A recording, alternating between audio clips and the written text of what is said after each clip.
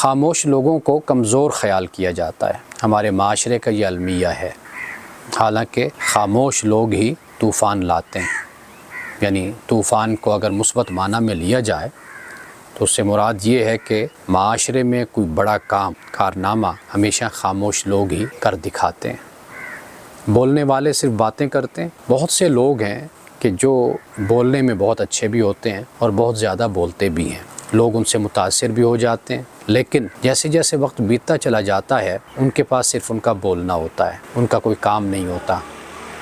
اس لیے جو لوگ خاموش ہوتے ہیں ان کا مشاہدہ بھی زیادہ قوت والا ہوتا ہے اور وہ اپنے تجربات سے فائدہ بھی اٹھاتے ہیں، اور معاشرے میں اور دنیا میں ہونے والے جو واقعات ہیں، حادثات ہیں، ان کو سمجھنے کی کوشش بھی کرتے ہیں اور ان سے عبرت بھی حاصل کرتے ہیں۔ اپنا وقت بولنے میں ضائع نہیں کرتے، سوچنے میں اپنے وقت کو لگاتے ہیں۔ اس سے ہوتا یہ ہے کہ وہ زیادہ کلیئر بھی ہوتے ہیں اور زیادہ وہ ویژنری بھی ہوتے ہیں، اس لیے کہ وہ بول بول کر نہ خود تھکتے نہ دوسروں کو تھکاتے ہیں، بلکہ وہ سوچتے ہیں، سمجھتے ہیں، اور ان کی جو خاموشی ہوتی ہے وہ در حقیقت وہ غور و فکر ہوتی ہے۔